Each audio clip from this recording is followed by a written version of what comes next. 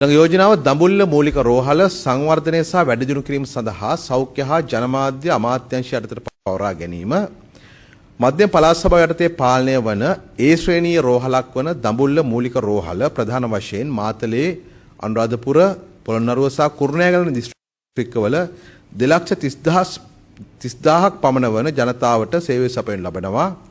එම රෝහලේ මූලික සත්කාර සේවාවන් මෙන්ම ප්‍රධාන විශේෂඥ වෛද්‍ය සේවාවන් සපයනු ලබන අතර එහි ඇඳන් ධාරිතාව 354ක් වෙනවා.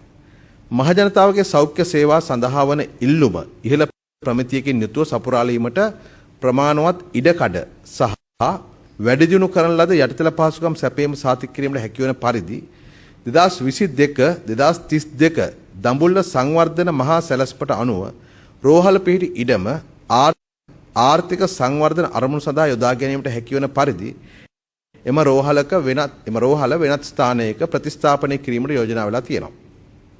ඒ සඳහා අක්කර 5ක පමණ ඉඩම් කොටසක් මේ වන විට අත්කර ගන්න ලැබුවා. එම රෝහල නැවත ස්ථානගත කිරීම සඳහා වන පිරිවැය රුපියල් බිලියන 7ක් පමණ වනු ඇතැයි ගණන් බලා තිබෙනවා.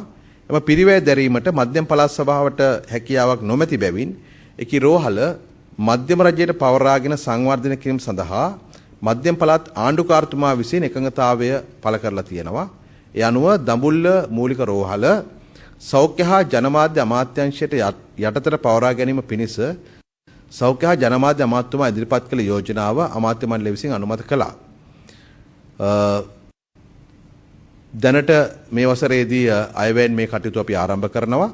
ඒ වගේම මේ මූලික රෝහල ඊට ඉහළ රෝහලක් බවට සංවර්ධනය කිරීමත් අපේක්ෂා කරනවා.